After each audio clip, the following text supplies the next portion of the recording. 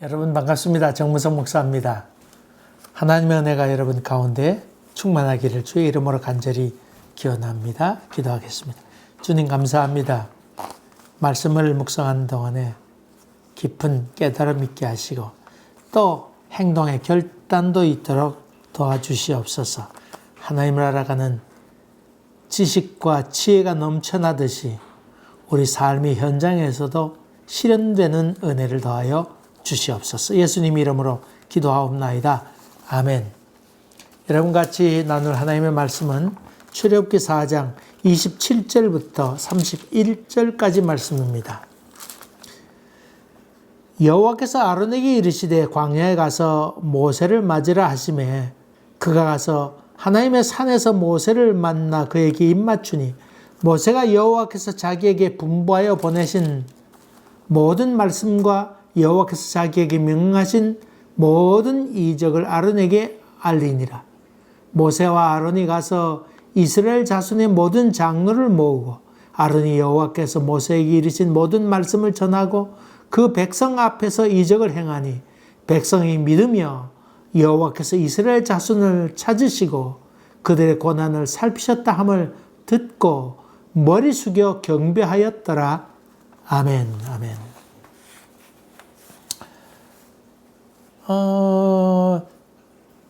지난번에 말씀드린 것처럼 이 성경에는 어떤 사건의 이야기를 한 것이지 사건의 순서대로 시간의 흐름대로 기록한 것은 아니라고 하는 것을 말씀드렸습니다.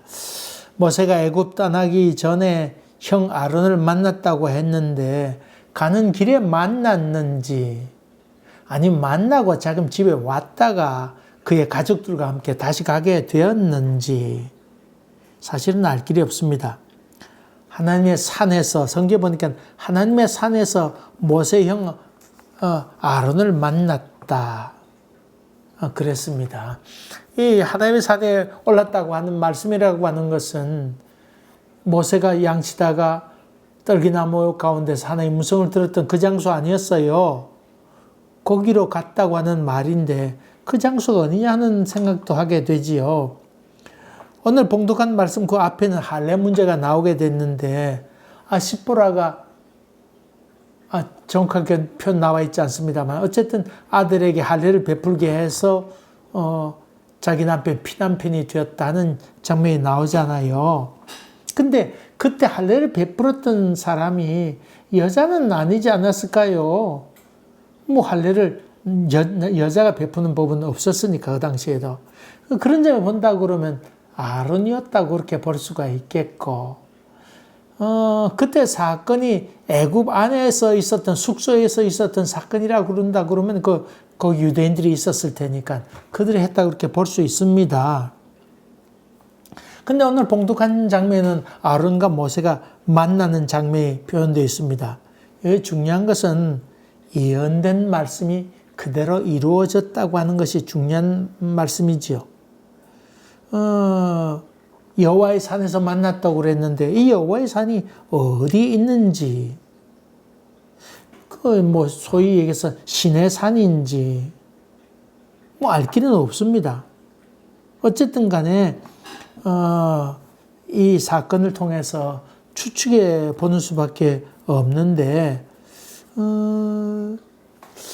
그런 점 본다 그러면 그 하나님께서 내 형이 즐거운 마음으로 너를 만나러 오고 있다 그랬으니까 거기서 얼마 있지 않아서 그 형 아론을 만나게 되고 그 다음에 그 사실을 확인해 본 후에 모세가 장인에게 찾아가서 우리 형제를 좀 만나봐야 되겠습니다. 우리 형도 이렇게 왔는데 그때 얘기 들어보니 이렇게 된 것 같습니다. 그래 허락해 주시옵소서. 아마 그렇게 얘기하게 되고 그래서 그 형을 만난 사건이 모세가 하나님 앞에 순종하게 된 결정적인 근거가 되지 아니했을까. 그렇잖아요? 형을 만났어요. 그 후에 형이 이거 정말 하나님 말씀대로 그대로 이루어졌구나. 그렇게 볼 수 있습니다. 어쨌든 간에 여기서 중요한 것은 하나님께서 말씀하신 대로 아론이 거기까지 오게 됐고, 그리고 아론을 만나서 자초형을 다 얘기하게 되자 그 형 아론도 그것을 받아들이고 같이 사명을 감당해내게 되었다고 하는 것입니다. 여기서 우리가 하나 알 것이 있습니다. 분명히 알 것이 있는데, 그것은 하나님의 계시가 일방적이어서는 되지 않는다고 하는 것입니다. 달리 말하면 하나님께서 계시해 줄 때는 이 사람에게 계시해 줬다 그러면 여기 가서 사역할 경우에 이 사람에게도 하나님께서 역사하셨다고 하는 것입니다. 다시 말하면 하나님께서 모세를 부르셨으면 아론도 쓰겠다 그렇게 말씀하실 때 아론에게도 하나님께서 계시를 해 주었다고 하는 것입니다. 다시 말하면 모세가 결정하는 방향에 맞추어서 아론도 하나님께서 인도하셔서 쌍방간의 응답을 받았다고 하는 것입니다. 종종 하나님께서 주신 예언과 계시 아니면 소명 이런 것에 대해서 참인지 거짓인지 잘 모를 때가 많이 있습니다. 하나님께서 내게 주신 건 분명히 맞는 것 같은데 이거 참 단순히 나에게만 임한 것이 아닌가. 하나님께서 분명히 역사했다 그러면 나에게만 응답 주신 것 아니고 저쪽 편에도 응답 주셔야 되는 것 아니겠습니까? 예컨대 봅시다. 내가 결혼할 사람이 있습니다. 나는 좋은데 저 사람은 도무지 나하고 안 맞다. 그러면 그 계시가 올바른 것 아니지 않겠습니까? 아이고, 예컨대, 아이고, 내가, 하나님께서 어떤 분 가운데 하나님께서 내일 만난 사람이 있는데 그 사람이 네 짝이다. 빨간 구두를 신고 오겠다. 그렇게 응답했습니다. 그러면 그날 가서 빨간 구두 보고는 확신이 들었을 거 아니에요. 자기는 확신 들었지만은 그 사람은 확신이 들었는지 알 수는 없잖아요. 만난 상대방도 하나님께서 오늘 내게 빨간 구두를 신고 가라 그랬습니다. 뭐 그런 응답을 주셨든지, 빨간 구두 신는 사람이 한둘입니까? 어쨌든 그 빨간 구두 신는 사람 만났다고 하는 것만 해도 큰 기적이고 놀라운 이적입니다만은 그것이 더 정확하게 하나님의 계시가 되기 위해서는 그 여자 쪽 상대편에도 똑같은 응답이 있어야 된다고 하는 것입니다. 그래서 이 아론을 만났다고 하는 것, 이 틀림없이 하나님께서 나를 부르신 것이고 틀림없이 하나님 계시였구나. 이것을 확인할 수 있은 것이요. 그래서 이 40년 만에 만난 그 형 아론과의 만남, 특별히 시내산에서의 만남은 시간과 공간을 초월해서 그것을 넘어서서 똑같은 사명을 주셨는데 하나님께서 내게만 주신 것 아니고 저 사람에게도 똑같이 주셨다고 하는 것이, 다시 말하면 부인할 수 없는 사실, 우연이 아니고 필연이라고 하는 이 신비 앞에서 저들은 부인할 수 없었다고 하는 것입니다. 종종 교회의 사무실로 전도사님이나 이런 분들이 종종 찾아옵니다. 신학생들이 찾아옵니다. 와가지고는 하나님께서 나의 기도하는 중에 하나님께서 이 교회에서 봉사하라고 그랬습니다. 그렇게 얘기하는 경우를 종종 보게 되지요. 그래서 만난 적도 좀 몇 번 있었습니다. 사실은 근데 우리 교회에서 그 사람 쓸만한 계획도 없고 또 티오도 있지 않습니다. 이미 다른 사람이 차 있는데 그 사람 하나님 뜻을 알고 어떻게 쓸 수 있단 말입니까? 어쨌든 이야기를 잘 들어보고는 우리 사정도 얘기하고 그러면서 하는 말이 있습니다. 하나님께서 아직 그런 계시를 우리에게도 아직 보여주진 않았습니다. 우리에게 그런 계시가 오지 않았는데 우리에게도 그런 계시가 오면 연락을 드리도록 하겠습니다. 그렇게 얘기해서 돌려보낼 때가 많이 있습니다. 여러분, 그 계시라고 하는 것도 일방적인 계시여서는 되지 않죠. 전번에 말씀드린 것처럼 예수전도단에서 하는 훈련 코스가 있으면 일주일 동안 훈련하는데 한 3일 정도 동안은 기도 훈련도 하고 응답 어떻게 받는지 또 신앙생활에 대해서 이런저런 그 신비한 과정을 또 이렇게 공부를 합니다. 공부합니다. 그리고는 3일 끝난 다음에 파송합니다. 한 뭐 20몇 명, 30몇 명 되면 팀을 조직해서 나누는데, 뭐 그때 나눌 때 어떻게 나누는지는 제가 기억이 나지 않는데, 이렇게 나누어서 리더가 나눌 때도 있고, 제비 뽑을 때도 있고, 뭐 그랬던 것 같아요. 어쨌든 이렇게 팀을 나눠서 흩어놓은데, 갖고 있던 돈 뭐 이런 것도 다 없이 가죠. 아무것도 없이 갑니다. 돈도 그냥 자기 배낭 하나 올려매고, 악기 있으면 악기 둘러매고, 이렇게 떠나게 됩니다. 근데 어떤 팀이 있었습니다. 그 어떤 팀 가운데 한 사람은 영주역 앞에서 하나님께서 앞에 있는 교회 가라. 그렇게 해서 응답받아서 갑니다. 여러분 십자길이 있으면 갈림길이 있으면 갈림길에 서서 하나님 오른쪽으로 갈까요? 왼쪽으로 갈까요? 직진 갈까요? 뭐 그렇게 앉아서 기도합니다. 실제로 그렇게 해요. 그리고는 다 얘기를 하도록 하죠. 종합해서 선택해 갑니다. 근데 그 팀은 앞에 있는 교회 가서 머물라. 그런 응답을 주어서 찾아갔더니 그 시장 안에 있는 개척교회에서 영주역 앞에, 제 기억에 영주역 앞에 무슨 시장이 있었던 것 같은데 거기 2층에 올라가서 교회에 머무르게 됩니다. 갔더니 거기서 있는 분들이 그럼 여기서 생활하라고 며칠 동안 그렇게 해서 가서 밥도 먹고 시장터에 가서 이렇게 좀 얻어도 먹고 그러면서 이렇게 지내게 됩니다. 그러면서 하는 일은 떠나지 말고 그 있으라고 그랬어요. 하나님께서 다른 팀들 전도에 떠난 팀들을 위해서 중보 기도도 하고 또 자기가 있던 지금 있는 교회를 위해서도 기도하고 자기 팀을 위해서 기도하고 또 나가 전도도 하고 이렇게 시간에 보냈는데 그 다음날 이틀 되었던가 있는데 하나님께서 떠나라고 그래서 그냥 무작정 나올 거 아니에요. 그래 북쪽으로 가라고 그래서 북쪽으로 무조건 집을 타고는 이렇게 지나가는 차를 타고는 이렇게 트럭을 타고 그렇게 갔는데 어떤 마을에 내려주더래요. 근데 마을에 내렸는데 그 마을에 있는 교회 전도사님이 한복을 차려입고 이렇게 나오시더래요. 깜짝 놀랐대요. 보았더니 그 교회 안에다가는 음식도 잔뜩 준비해가지고 기다리고 있더래요. 그래서 이게 어떤 일이시냐고 그랬더니 며칠 전에 하나님께서 이 전도사님이 계시를 보내주었는데 며칠 날 언제쯤에 이 전도팀이 올 것이다. 귀중한 손님들이 올 것이니까 맞을 준비를 잘 하고 있어라. 그렇게 말씀하시더래요. 이 전도사님은 뭐 그렇게 그 계시를 받았으니까 한복까지 입고 음식까지 준비해가지고 기다리고 있었던 거지요. 그렇게 해서 거기 유하면서 며칠 동안 마을 전도하기 시작했습니다. 마을 전도했는데 이장님이 예수 믿게 되고 이장님 바로 예수 믿게 되니까 이장님하고 마이크 있을 것 아니에요.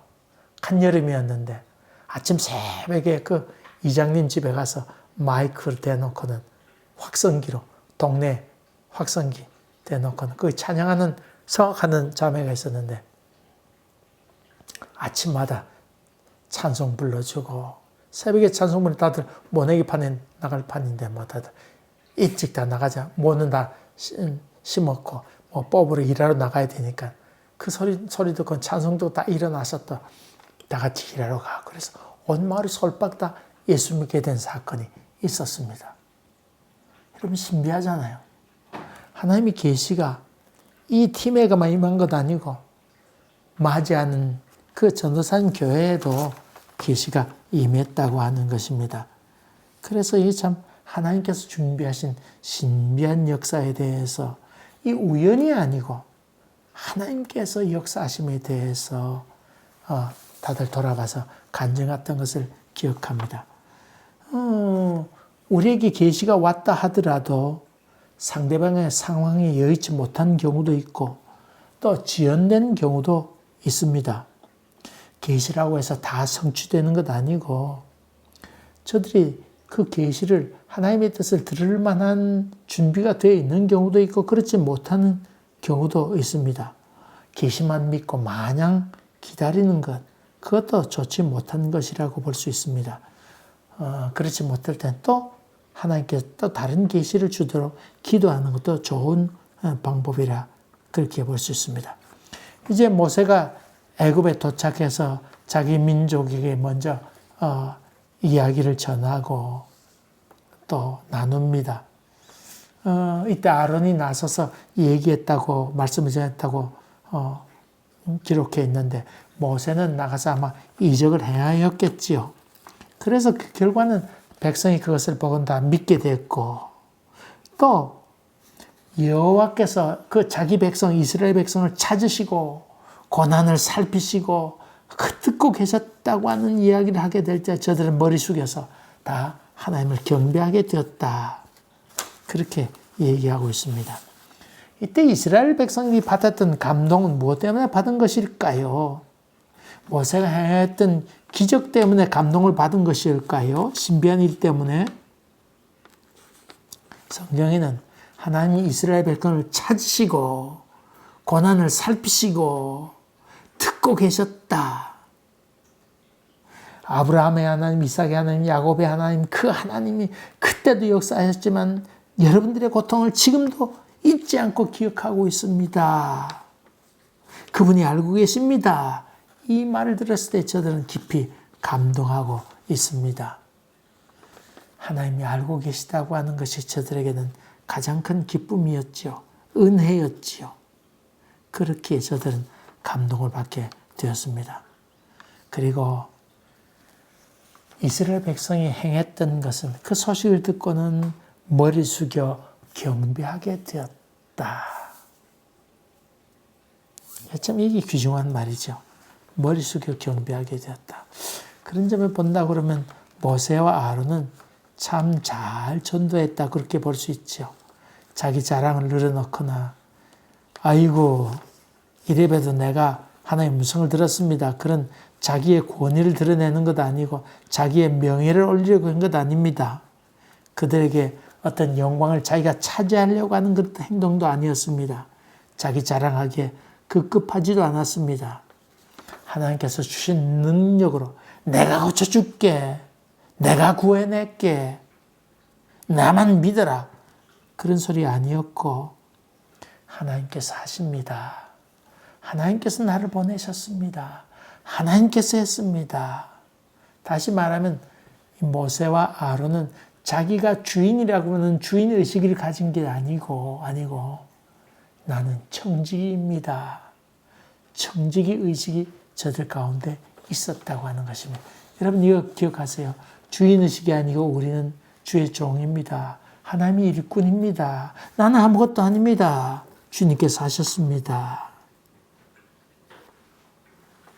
바로 그것을 얘기하고 있죠. 바울이 전도자들과 함께 복음을 전하러 이렇게 가게 됩니다. 사람들이 와가지고 놀래가지고는 바울과 또 그 함께 했던 사람들이 가서 음식도 내놓고 그 앞에 놓고는 절을 하려고 합니다. 아이고 이거 뭐 신이 나타났구나. 날법석 떨게 됩니다. 이럴 때에 모세가 옷을 찢으면서 여러분 이러시면 어떡합니까? 나는 여러분같이 똑같은 성정이 똑같은 사람입니다. 이것을 행한 것은 내가 아니고 하나님입니다. 그렇게 외치게 되지요. 바로 그것이 복음 전하는 사람의 마음이라고 하는 것입니다. 내가 아니고 주님입니다. 이 말을 입에 달고 다니는 것이 참으로 중요하지요. 자기 마음 중심으로 아이고 내가 이래도 능력이 있어서가 아니고 아이고 참 하나님께서 하셨구나. 종종 예수 믿는 사람이 희생이라는 말을 쓰는데 여러분 하나님께서 하시고 준비하시고 역사하셨습니다. 그렇게 우리 예수 믿는 사람은 이 희생이라는 말이 어울리지 않는다는 말을 지난번에 했습니다. 종은 수고하고도 내가 무익한 종입니다. 내가 할 바를 할 뿐이었습니다. 아이고 내가 희생이 뭐 희생입니까? 당연히 할 일을 했지요. 그런 마음, 이 모세와 아론이 가졌던 것이 바로 그런 마음이었습니다. 그러니까 저들이 다 누구에게 영광을 돌리게 돼요? 하나님께 영광을 돌리게 되고 머리 숙여 하나님을 경배하게 되었다. 그렇게 얘기합니다. 여러분, 우편 배달부는 편지를 가로채거나 뜯어보지 않습니다. 꼭 기억합시다. 우편 배달부는 그 편지를 그대로 잘 전달하는 게 필요한 일이지요. 그게 사명입니다. 우리는 하나님께서 주신 이 기쁨의 복음, 기쁨의 서신, 아주 아름다운 이야기, 하나님께서 베푸신 그것을 그대로 잘 전달하는 것. 그것이 우리의 사명이지요. 모세와 아론은 하나님과 인간 사이의 중간자로서 우편 배달부로서의 역할을 잘 감당해내게 됩니다. 이 복음을 전달해주는 자로서의 그 사명을 잘 풀어서 소개해주고 있습니다. 하나님의 마음을 잘 전달하는 복음의 전달자 모세와 아론은 이렇게 함으로 말미암아 사람들이 다 여호와 앞에 경배드리게 하는 일을 감당해내게 됩니다. 우리가 가서 전하게 됨으로 말미암아 하나님께 영광을 돌리게 하는 삶, 이것이 우리 믿음의 사람들의 사명이라 볼 수 있지요. 자기를 과시하는 것 아닙니다. 내가 이래봬도가 아닙니다. 내 능력이 이게 아닙니다. 아이고 주께서 하셨습니다. 이것이 여러분 입에 늘 붙어 있어서 여러분은 하나님의 영광에 비껴서서 사람들이 하나님께 영광을 돌리게 하는 그런 귀한 일 감당해내는 여러분 되시기를 주의 이름으로 간절히 기원합니다. 기도하겠습니다. 은혜로우신 아버지 하나님, 모세와 아론같이 저들에게 복음을 증거하게 될 때 저들이 하나님께 영광을 돌리고 머리를 숙여서 경배하게 되는 그런 일이 있도록 저희를 겸손케 하시고 아름다운 소식을 전하는 자로서의 사명을 잘 감당해내도록 도와주시옵소서. 예수님 이름으로 기도하옵나이다. 아멘. 아멘. 여러분 감사합니다. 또 뵙겠습니다.